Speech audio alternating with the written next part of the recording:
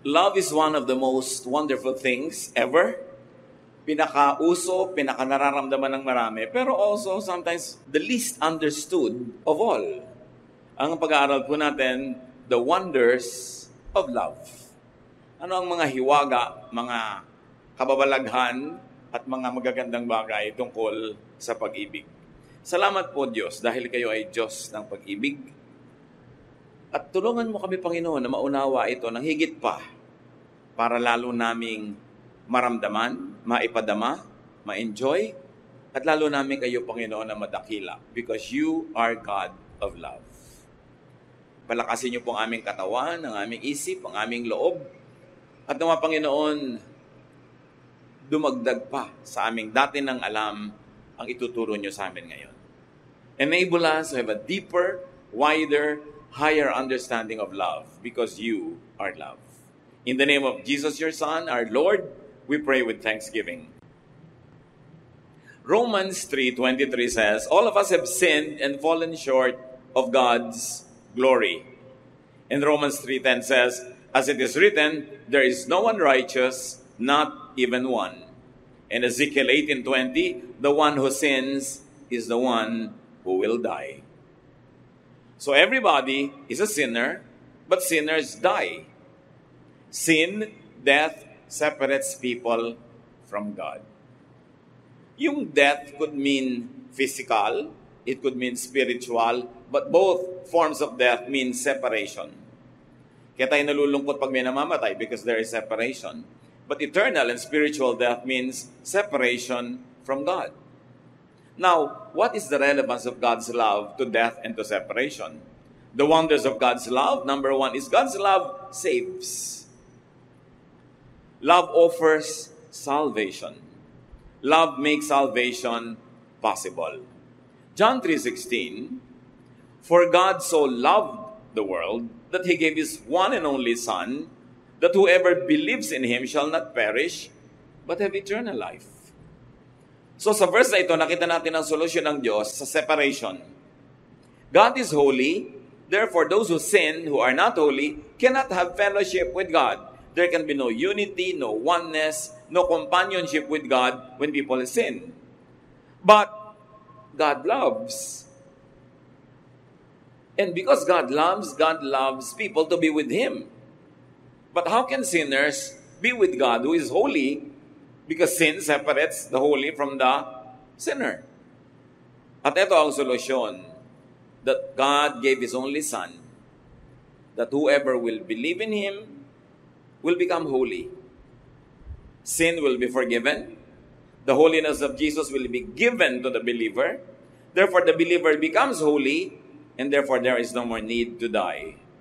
God's love offers salvation from sin, and God's love makes salvation from sin available in and through Jesus. That's why Jesus is Lord of love.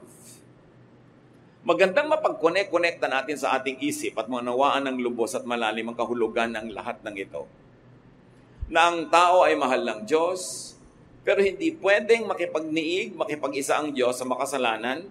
So ang ginawa niya sa kanyang pagmamahal ay pinadala niya ang kanyang anak na si Jesus, na sa pamamagitan ni Jesus ang mananalig sa kanya ay magiging banal, therefore na-solve ang problem. People who believe in Jesus become legally holy, though actually are not. Sa totoong buhay, sa pang-araw-araw na buhay, walang banal.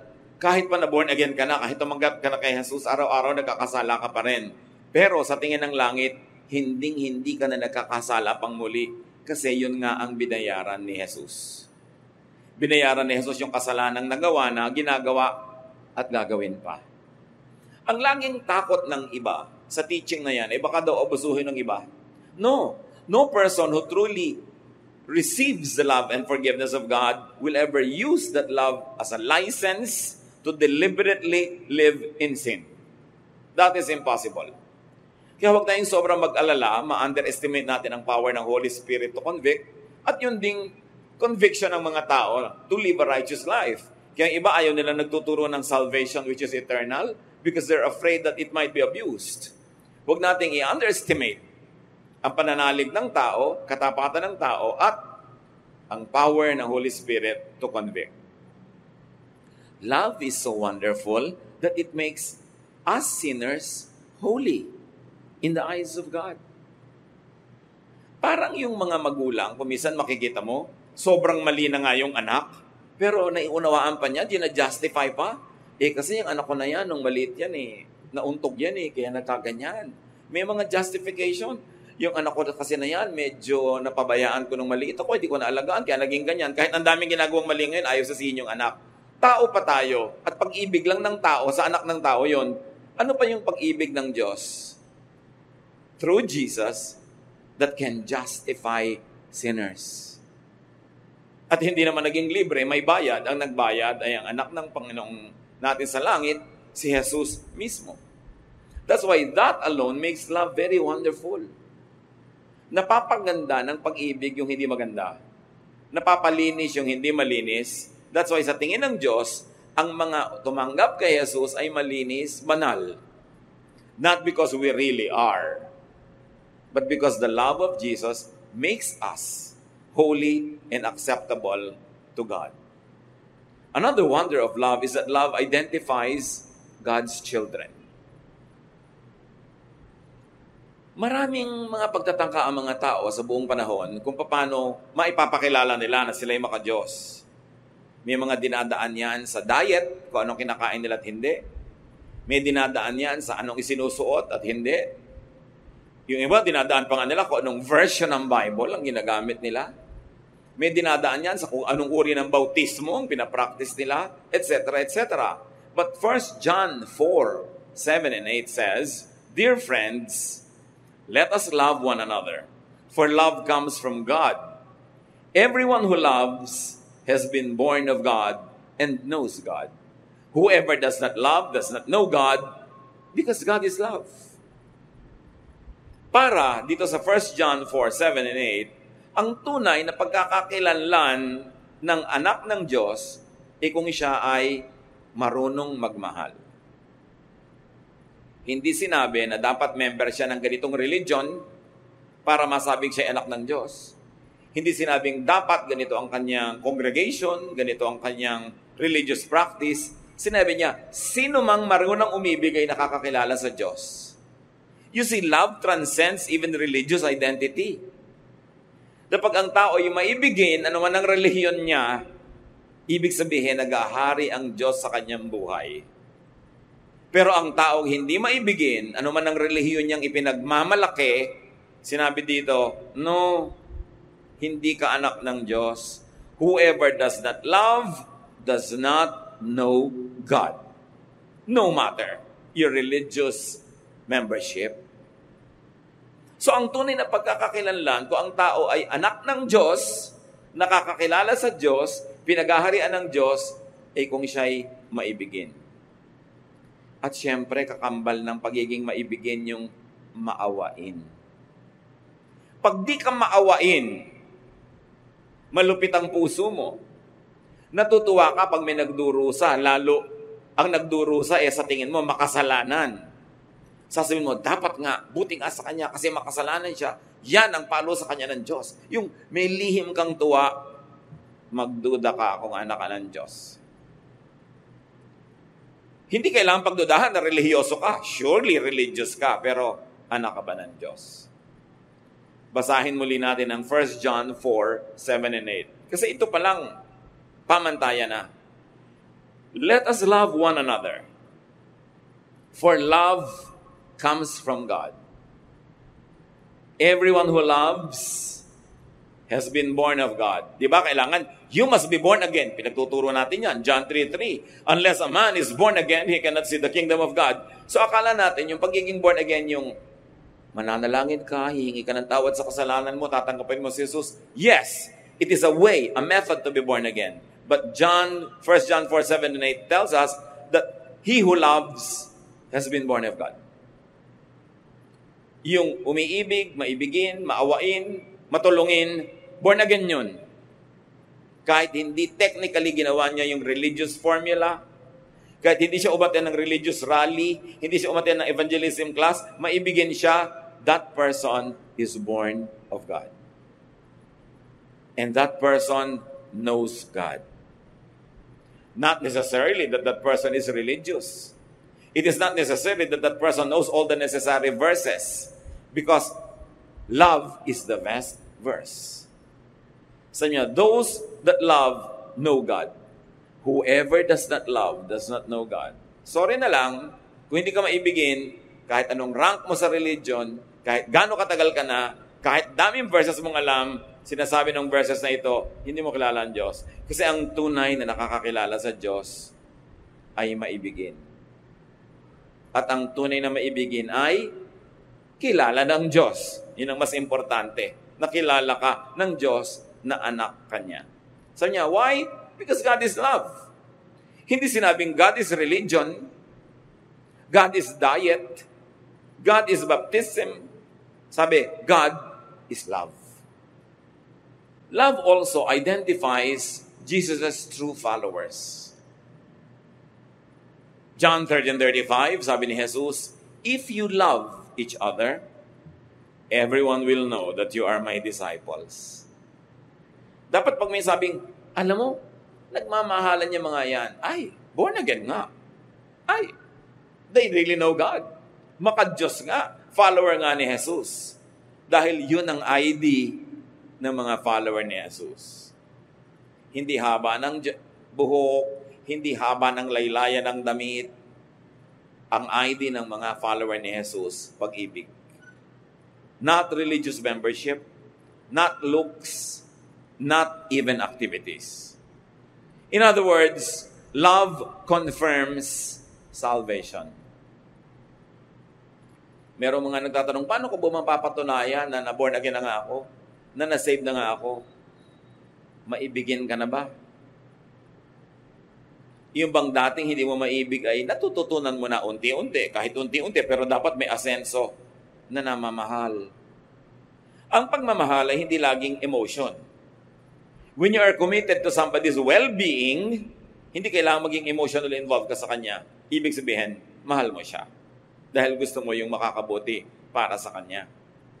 Love shows the extent of salvation. Love shows how much one is forgiven. Love shows how much one experiences the love of God. Mas nakadama ng pag-ibig ng Diyos, mas nakakapagpadama ng pag-ibig sa kapwa. Lack of love does not mean incomplete salvation. Kasi kung minsan may mga, sabi nila, saved na ako, tumanggap na ako kay Jesus, pero kulang na kulang pa rin sa pag-ibig, it could only mean the extent of incompleteness of experiencing God's love. Therefore, it's also the extent of incompleteness to love others. Hindi pa lang niya lubos na hinahayaan ng Espiritu ng Diyos na maghari sa kanyang buhay para siya maging maibigin. Minsan, may mga bagong-bagong nakakakilala sa Panginoon in honeymoon period with the Lord. Very loving, very nice, very good. Pero later on, tumitigas uli ang puso. Nagiging makasarili na naman. That's why we have to renew our commitment to God day by day. Hindi pwedeng week by week, month by month, year by year. Kailangan kada araw. Sinasariwa mo kung sino ka, ano ang relasyon mo sa Diyos. Parang naghahari sa ating buhay ay pag-ibig. Pagmamahal. Kasi ang tao nagmamahal, merong ibang ligaya, merong ibang sigla, merong ibang lakas. At itong pagmamahal natin sa Diyos, na pinakamabuting maipakita sa pamamagitan ng pagmamahal sa kapwa-tao, ito talaga ang nagbibigay sa atin ng iba yung lakas na espiritual. Kaya nga kung minsan, yung mas malinaw na galing sa makasalanang buhay, yung mas malalim ang pinaghugutan na dilim, yun ang nagiging mas maibigin sa Diyos at sa kapwa pag nakakilala na sa Panginoon. Kasi yung mga hindi masyadong obvious na nagkasala, may natitira pang self-righteousness sa kanila eh. Sasabihin na, hindi naman malaki ang naging kasalanan ko. Hindi naman ako talagang katulad ng iba dyan, na ang laki-laki ng kasalanan. Ang nagiging bunga tuloy, may natitirang yabang sa katawan at hindi lubos na nagiging maibigin. Kasi iniisip, wala naman ako masyadong utang sa Diyos o utang sa humanity. Kaya yung babaeng sobrang obvious sa makasalanan nung nakaramdam ng pagpapatawad ng Diyos, lalong naging obvious ang pagmamahal niya kay Jesus, undoubtedly sa kanyang kapwa. Kaya ang sabi ni Jesus sa Luke 7:47, "So I tell you that all her sins are forgiven, and that is why she has shown great love. But anyone who has been forgiven for only a little will show only a little love." Itong babae kasing ito, binasag niya ang napakamahal niyang pabango. Meron kasi mga alabaster jars nung araw na para matanggal mo yung laman na pabango sa loob, kailangan mong basagin. Wala namang roskas. Wala namang tapon na pangsara. So pag bubuksan mo na siya, ubusin mo na dahil binuksan mo na yung lalagyan. At ito ang binasag niya para ibuhos sa Panginoon yung pabango. Ang mahal-mahal, ang bango-bangong halimuyak. At nagtataka yung mga tao, sabi nila, kung talagang propeta tong Jesus na to, dapat alam niyang masamang babae itong humihipo sa kanya, iiyak-iyak dito, nagmimilisa sa kanya. At sabi ni Lord, bakit niyo tinitingnan? Kaya ganyan siyang magmahal sa akin. Sobra siyang makasalanan. Ang laki ng patawad na tinanggap niya, kaya ganun din siya kalaki na magmahal.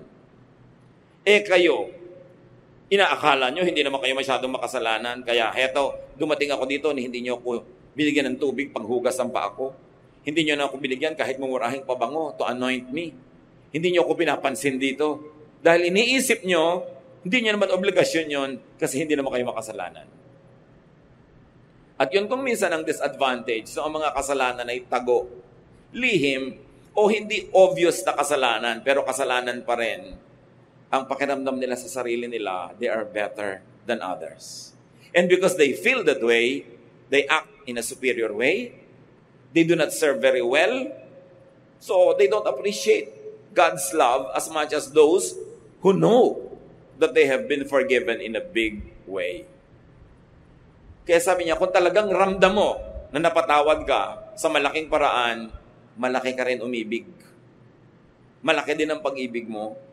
At nagbabasag ka ng mamahaling pabango para i-offer, hindi yung kung ano na lang pwede na. Pagka kasi iniisip ng tao, hindi siya masyadong makasalanan, ang pakiramdam niya, hindi rin niya masyadong kailangan ng pagpapatawad at hindi rin niya kailangan masyadong mag-make up at magbayad-bayad sa kanyang mga kasalanan. The amount of forgiveness is not determined by God's capacity or willingness to forgive because God loves to forgive completely. Kung ang natatanggap nating pagpapatawad ay hindi nalilimitahan ng kakayahan ng Diyos dahil kayang-kaya naman niya at gusto pa niya na magpatawad ng ganap, bakit merong hindi masyadong ganap ang natatanggap na kapatawaran o yung assurance ng kapatawaran o yung pag-ibig na kasama sa pagpapatawad ng Diyos? Kasi nalilimitahan ngayon ng kanyang pananalig sa sarili. The love we receive from God is not limited by God's capacity to give. It is limited by our capacity to receive. Konti ang natatanggap mo kasi maliit lang ang lalagyan na nakasahod. Pero kung malaki ang ilalagay mo doon na lalagyan, kayang-kaya pa rin punuin ng Diyos yun kasi kaya niyang punuin ang lahat. Gaano kaganap ang pagpapatawad ng Diyos sa ating kasalanan? Psalm 103 verse 12, "How far has the Lord taken our sins from us? Farther than the distance from east to west." At gaano kalayo ang silangan sa kanluran o yung dulo ng silangan sa dulo ng kanluran. Whatever that means to every generation, it only means one thing. Ang layo, layo, layo, layo noon. Hindi yun pwedeng magkadikit o magkalapit. At ganun daw kalayo, inilayo ng Diyos sa atin ang ating kasalanan nung tayo'y pinatawad. Kaya pandaraya ng kaaway, pagka ikaw ay tumanggap na sa Panginoon, nagsisi ka na, humingi ka na ng tawad, tapos inuusig ka pa rin ang budhi mo pagkatapos.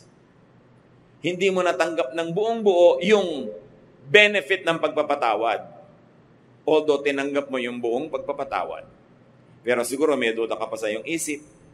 May nagbibigay sa ng duda. Kaya tuloy, hindi mo na-enjoy yung full benefit of your membership in God's family though you are already a full member because you have been forgiven. Kaya ang unang bandaraya ng kaaway sa atin ay tigasan ng ating puso, takpan ng ating mata at tainga, ilayo tayong makarinig ng mensahe ng kaligtasan sa pamamagitan ni Jesus. At kung hindi napigil ng kaaway na mangyari yon, ang susunod niyang gagawin ay babawasan niya, pipigilan niya na lubos nating maunawa anong ibig sabihin ng mapatawad. Babawasan niya ang ating peace of mind, dadagdagan niya ating guilt feelings, bibigyan tayo ng mga duda tungkol sa ating salvation. Kasi kung hindi niya maaagaw yung salvation sa atin, aagawin niya yung joy of salvation. Why? Because the devil comes only to steal, kill, and destroy. Ang magagandang bagay na gusto ibigay sa atin ng Panginoon ay pipilitin ng diablong papangitin, sirain, or at least bawasan. Habang maibigin ka ngayon, ang nagiging psychological effect nun sa'yo, mas nararamdaman mo na anak ka ng Diyos. Pero pagka ang pinairal mo, yung hindi mo maibigin na side, doon ka papasukin ng kaaway para bigyan ka ng duda kung saved ka nga o kung blessed ka nga. Doon ka papasukan ng mga duda, doon ka papasukan ng mga fears, mga insecurities. Kaya sabi sa Bible, do not give the devil a foothold. Huwag mong bigyan ng matutungtungan kahit kapraso dahil tutungtong siya doon. At kakapit. At pag hindi ka maibigin, alam niyo sa puso ng tao, merong maibigin na side at merong hindi maibigin na side. Pag ang sinunod mo yung hindi mo maibigin na side, doon ka nagpapapasok kay Satan ng mga influences niya. Kaya yung mga hindi maibigin, mas maraming multo sa buhay yan eh. Mas maraming fears. Mas maraming selfishness. Kahit naman sila gano'n ka-selfish, hindi pa rin sila masatisfy sa selfishness nila, palala lang ng palala. That's why do not give the devil a foothold. And one of the best ways to not give the devil a foothold is to exercise love instead of hate. To be loving instead of unloving. Kasi pwede mong pagpilian, kapatid, at any day, any moment, kung alin sa yung dalawang mukha ang hiharap mo sa tao, yung maibigin o yung hindi. But when you show them your loving face, and when you extend to them your loving arm instead of your punishing arm and hands, when you give them your love instead of your hatred, when you give them your understanding and forgiveness instead of judgment, inuubusan mo ng space si Satan sa iyong puso. Nilalakihan mo yung space for Jesus. At ang resulta nun, mararamdaman mo sa iyong personal life. Mas payapa, mas tahimik, mas nagtitiwala, mas masaya.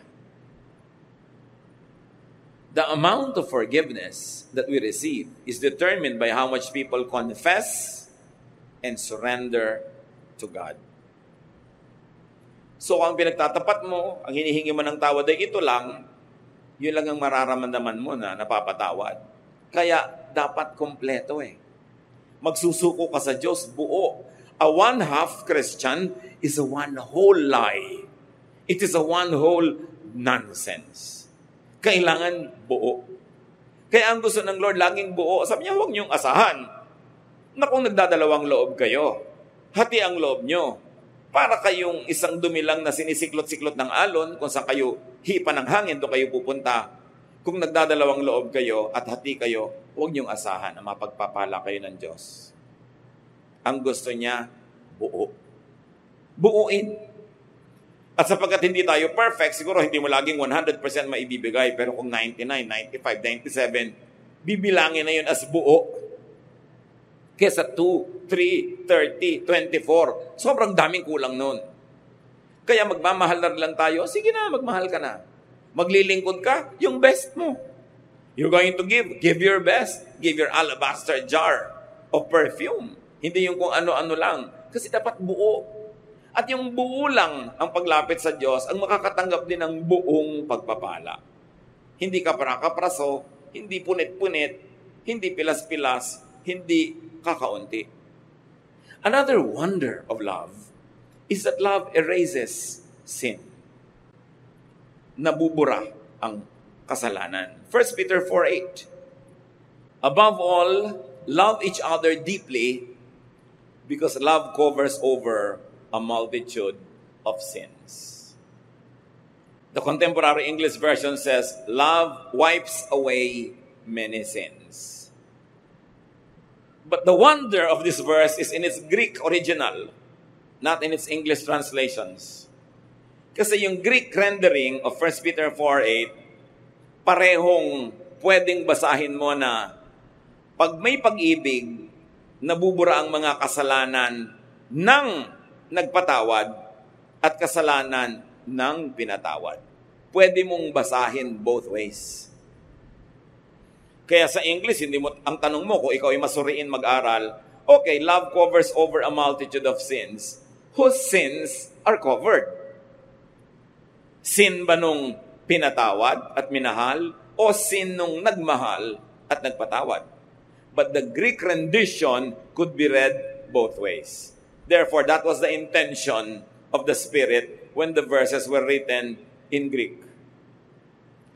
That when you love, your love erases the sin of the object of your love, but it also erases yours. Parehong nakikinabang yung pinapatawad at nagpapatawad, yung umiibig at iniibig. Kaya inuutos sa atin, forgive one another. Because if you do not forgive others, God also won't forgive you. Because if your love or lack of it will not erase other people's sins, there's also no love that will erase your own sin. Kaya napakalaking benepisyo na magmahal. Huwag kang magkwenta. Huwag mo sabihing, nalugi ako sa pagmamahal sa'yo. Nalugi ako sa pagpapatawad sa'yo. Nalugi ako sa paggawa sa'yo ng mabuti. No, dahil sa iyong pag-ibig, siya at ikaw na umibig ay parehong nakikinabang. Pero siyempre, kung tayo naman yung tumatanggap ng pag-ibig ng kapwa, lalo pagpapatawad ng kapwa, mainam na kahit siya may premyo na sa Diyos, meron pa rin siyang premyo galing sa atin na napatawad at tumanggap ng kanyang pag-ibig. Huwag natin sasabihin, dahil minahal mo ako, tinulungan mo ako, Diyos na ang bahala sa'yo. Dapat, gagawa tayo ng paraan na tayo man magsukli. Pero kung ikaw yung nagbigay tas hindi ka nasukli anong tao, ibukas mo ang mata mo sa ibinigay sa'yo ng Diyos. Dahil pati ang iyong mga kasalanan ay nabubura pag nagpapatawad ka at bumubura ng kasalanan ng iba.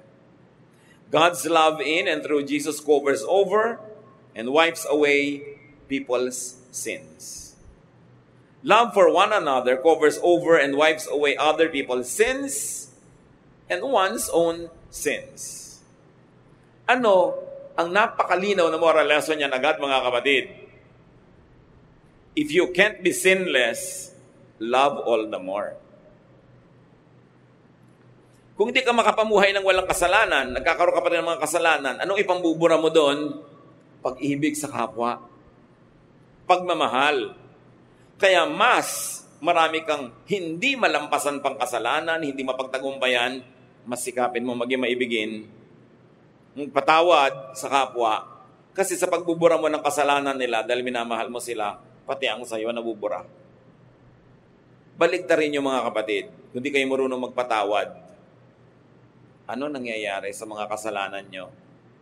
Di rin napapatawad. Pag hindi kayo marunong magbura ng utang ng iba, ang utang nyo rin hindi nabubura.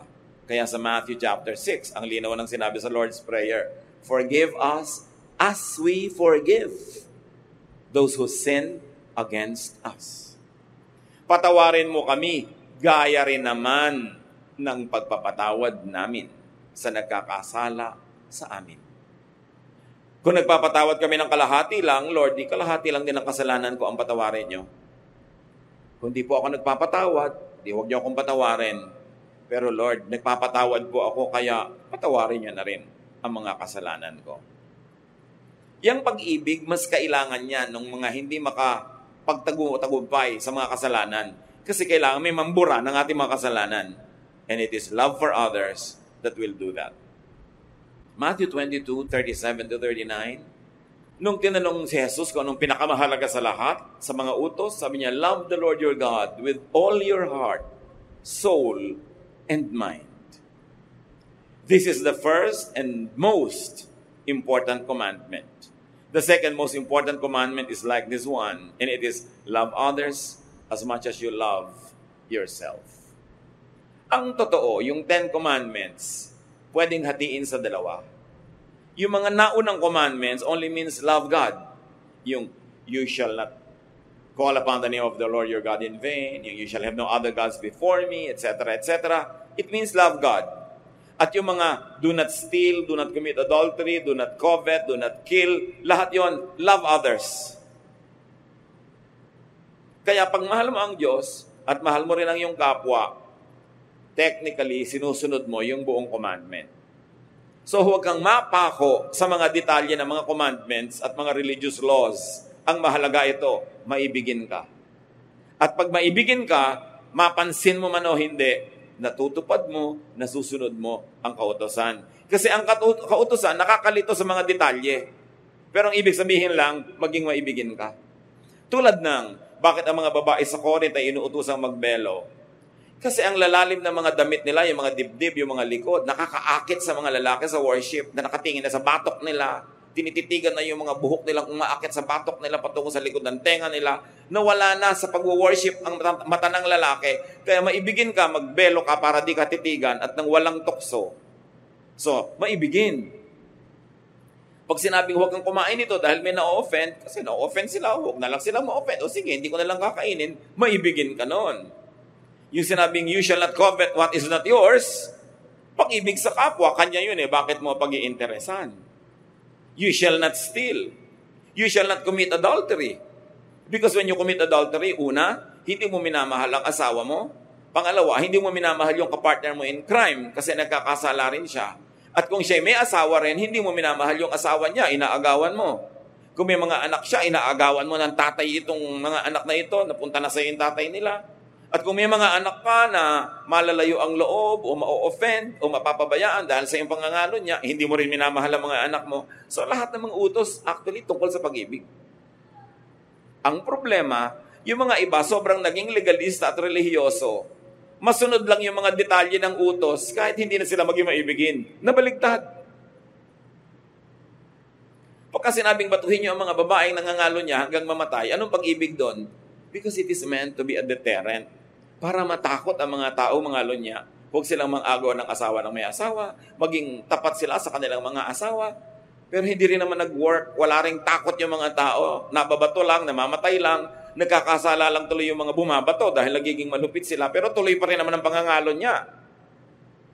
Kaya ang sinabi ni Lord, okay, anong pinakamahalagang commandment? Huwag nyo nang isipin yung mga detalye kasi nalilito kayo eh. Sometimes sa pagsunod nyo sa detail, doon kayo nagiging unloving. Kaya ibinalik ni Lord, ito ang commandment, love the Lord your God with all your heart and with all your soul and love your neighbor as yourself. Huwag kayong magpalito sa interpretation yan. Pag hindi loving, hindi na yan ang law of God. Pag sa pagsunod sa religious regulation, hindi na kayo nagiging loving, nabe-break nyo na yung spirit of the law. Ang sinusunod nyo na lang, the letter of the law. Kaya sabi niya, para walang lituhan, ang lagi mo na lang itanong, is it loving?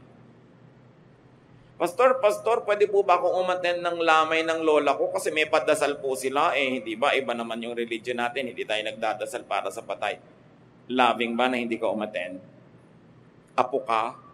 Hahanapin ka ng mga magulang mo, ng mga tiya mo, ng mga pinsan mo. Loving ba na hindi ka umattend? Hindi po. Di umattend ka. Alam ka namang natanggal yung salvation mo dahil umattend ka niyan. Yung pong pinsan ko, na lumaki kami, kababata ko pa nung araw, tapos ganyan ikakasal. Kaya lang po, iba yung religion nila, kinukuha kong abay. Aabay po ba ako? Iba na ang aking church ngayon. Loving ba na huwag kang sumipot sa kasal ng pinsan mo? Hindi po. Kasi magdaramdam siya. Kasi gusto niya, nandun ako. Hindi umattend ka. Natanggal ba yung kaligtasan mo sa pagiging loving mo? Umattend ka doon. Yung iba kasi, sa pagiging technical ng religiosity nila, sa pagsunod nila sa mga letra ng mga bawal at hindi bawal, ang nagiging ending, hindi sila loving. Kaya, nilinaw ni Jesus, the most important commandment is to love. And if in the process of loving, you break the letter of the traditions and the laws, then do so, but be loving. Because it is the highest command of all. It is the most important command of all. The best, the highest and the purest religion is love.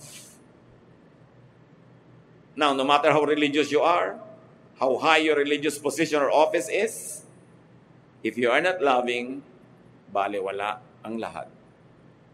At si Pablo mismo, sabi niya sa 1 Corinthians 13:13, "For now there are faith, hope, and love. But of these three, the greatest is love."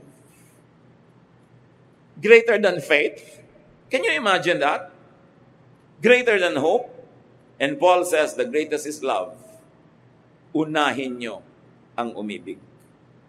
Huwag niyong unahin maging relihiyoso. Kung ang pagiging relihiyoso, ang ending, di kayo maibigin. So learn and practice to love more. Mga kapatid, kahit gaano kahaba ng eternal life nyo, isa lang ang buhay nyo dito sa mundo. Isa lang. Minsan lang. Huwag niyong palampasin na hindi kayo nagmahal at hindi kayo minahal dahil hindi kayo kamahal-mahal. Tulungan nyo naman ang mga tao na mamahal kayo. Huwag niyong gawin ang sarili nyo na hateful.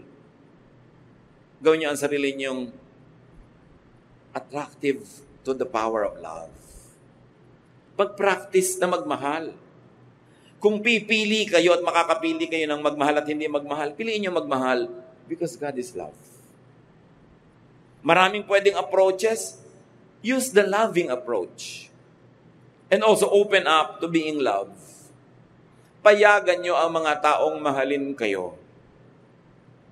Kung minsan sa sobrang dala sa buhay, ayaw nang maniwala sa pag-ibig. Ayaw magmukhang nauuto, nabobola. So ayaw na lang tumanggap ng kahit anong uri ng affection. But remember, allow people to love you. May magiging fake siguro. Huwag nyo na lang masyadong payagan kung di kayo sure. Pero hayaan nyo mag-express sa mga tao ng pag-ibig sa inyo, ng pagmamahal. Alam nyo, may mga tao alukin mo, gusto mong kumain, hindi, ayoko. Yung ayaw agad. Refuse agad. Usually, pride lang yun eh. Ayaw magmukhang interesado o ayaw magmukhang patay gutom. O kaya, basta ayaw magkaroon ng utang na loob. Ayaw magmukhang may need for others. Kaya laging nagre-refuse. At yun ang sinasabi ko, open up yourself to love. Masusuri nyo naman kung ang nag-aalok sa inyo ay mahal palang sumingil later. Pwede nyong iwasan yon. Pero masusuri nyo rin yung talagang affection. Marami mga tatay, hindi nila ino-open yung sarili nila sa love and expressions of love ng kanilang sariling asawa o ng mga anak. Laging kala mo mga monumentong bato. Yung ayaw umiyak, ayaw mag-express ng love. Buti nga ngayon may mga tatay nang nagsasabi ng I love you sa anak. One generation ago, mamatay na lang at magkamatayan. Fathers will never say that. Marami pa nga ngayon na husband hindi masabi sa wife I love you eh. Yung ang asawa naman parang halamang tuyot na tuyot, gusto-gustong madilig ng I love you. Love mo ba ako, daddy? Daddy, love mo ba ako? Eh, di ba pinakasalan nga kita? Ay, thank you very much. Salamat naman. Tatanungin kong utang na loob na pinakasalan mo ko, pero gano'n ba kahirap sabihin sa akin, I love you. So, open up yourself to loving, to being loved, and to being more loving to others. Kasi lahat nakikinabang. Make sure lang na hindi naman fake. Maraming pagmamahal ng manugang. Maraming biyanan, ayaw tumanggap ng pagmamahal ng manugang. Yung mailap, tanggi ng tanggi. Meron din naman ganung manugang. Bakit? Ang iksi-iksi ng buhay. Tanggapin natin ang lahat ng available na love na walang masamang kapalit. At ibigay din natin ang lahat ng available na love na wala naman masama na bayad kung ibigay natin sa kapwa. Hindi kahinaan na magpakita ng pusong maibigin. In fact, it is strength to show that you are loving. To say sorry when you feel sorry. Kuminsan kasi may nasasabi tayong masakit, agad-agad alam mo mali ka, right there and then sabihin mo, sorry. I'm really sorry. With every second, every minute, every hour na hindi mo sinasabi yung sorry, mas humihirap sabihin. Lalo kung isang linggo na ang lumipas, isang buwan, nagkakatigasan na. Samantalang, sorry said in the most correct time will actually not permit more damage. Yung agad pag sorry ka, kahit alam mong sorry ka, ba't di mo masabi? Bakit mahirap gumawa ng mabuti? Ba't ang dali-daling gumawa ng masama, manakit ng kapwa? Bakit? Doon natin makikita how much of God's love is at work in our hearts. Sundin ninyo ang sinasabi ng budhi. Kung ang sinasabi nito ay magpakumbaba, humingi ng tawad, tanggapin ang pagkakamali. Hindi yan weakness. Yan ay strength. Because only very strong people can say sorry. Weak people will pretend to be hard-hearted o kaya will make up another way but will never say sorry. But it really takes great courage and it takes great character to be able to do that. Open up to being loved and let people love each other. Huwag kayong mainis, mainggit pag may nagmamahalan. Mabuti nga, there are 2 less lonely people in the world. Tapos mga kontrabida ka pa pag may nagmamahalan. Alam nyo ba na may mga biyena na nabubuisit pag yung anak nila at yung manugang ay lovey-dovey? Bakit? Mabuti nga may nagmamahal sa anak nyo at may minamahal siya. Walang sa lugar yung mga magulang na nagsiselos pa. Of course, hindi romantic selos, pero parental selos. Pero wala yun sa lugar. Marami ring mga manugang nagsiselos sa biyanan. Inis na inis sa anak pagka nagpupunta yung anak doon sa nanay niya. Magkaiba naman kayo ng sitwasyon ng biyanan mo, so hindi kayo dapat magselosan. Hindi kayo magkatalo. Magkaiba kayo. You are in another level. Kaya kailangan mag-mature tayo. Payagan din natin ang mga taong magmahalan. Sabi nga nung isang tula, better by far you should forget and smile than that you should remember and be sad. Yun ang pagmamahal. Mabuti nang malimutan mo ako habang malayo ka. Kesa naman naaalala mo ko, malungkot ka, limutin mo na ako na masaya ka. Love, ha? Pero iba, bakit ang saya-saya mo dyan? Nakita ko sa Facebook, ang laki-laki ng tawa mo. Anong gusto mo? Malungkot ako. Ikaliligaya mong malungkot ako dahil wala ako sa feeling mo. What kind of love is that? Allow people to be happy. And allow yourself to be happy. Pero siyempre, may hangganan yung asawa mo at hindi mo asawa, magkaiba yun. Dapat hindi ka doon kumukuha ng ligaya sa hindi mo asawa. At huwag mo nang piliting paligayahin yung hindi mo naman asawa. Ang dami namang mapapaligaya, mga ulila dyan. Diba? Mga ibang mga kawawa. Pero ilagay sa lugar, mga kapatid. How much do you love your spouse? Ipagpalagay na 80 o 85%. Ganon din mo ba ine-express or less? Dapat pareho lang. Dapat nga mas mataas pa doon yung rating. Love. Be loved. At tulad ng sinabi ko mga kapatid kanina, help others love you. Bawasan yung mga pangit na ugali. Gawin natin mas masaya tayong kasama, mas mabuting kasama, para madali tayong ibigin. Kasi pag hindi tayo naiibig ng iba, pati sila nagsasuffer, pati sila nalulugi. So, be lovable and love because God is love. Ama namin sa langit. Dapat alam na namin ang mga bagay na ito, pero masarap na, ginugunita, inaalala, sinusuri ang mga sarili namin. Loving ba kami? Yung mga tao na right nila na tumanggap ng pag-ibig sa amin, tumatanggap ba sila o Diyos? At yung mga taong duty nila na mahalin kami, pinapanindigan ba nila yung duty na yon? Nagkakagulo-gulo ang mundo dahil kung saan-saan kaming mali tumatayo. Turuan mo kami, Lord, na maging maibigin. Mahalin sa tamang paraan ang mga tamang taong dapat mahalin sa paraan na yon. At huwag kami magmahal sa maling paraan. Huwag kami padala sa mga romantic love na nakakasira ng pamilya ng may pamilya, na nangaagaw ng asawa ng may asawa. Turuan mo kami, Lord, to love with godly love. Yung pag-ibig na galing sa inyo, malinis, mabuti, mabait. At ganoon din naman, turuan mo kami maging appreciative of other people's love and their expression of it. Huwag kami ma-conscious. Huwag kaming maging uncomfortable when people love us. Teach us, Father. Pagbulay-bulayan natin, sumandali ang kahulugan nito sa ating buhay. Minsan lang tayong mabuhay sa mundo. Kailangan natin ng pagmamahal at kailangan din natin magbigay nito. Lord, ngayon sa ilang saglit ng aming pananahimik, ipaalala niyo sa amin kung may pagkukulang kami sa mga taong dapat namin mahalin. Ipaalala niyo rin kung may pagkukulang kami in a way na hindi namin tinutulungan yung iba na maging kaibig-ibig kami. At ipaalala niyo rin, Panginoon, kung tumatanggi kami sa pag-ibig na dapat naman naming tanggapin. Let love rule our lives, and let our life and our faith be defined by love. Spend some time with our loving God and hear His voice.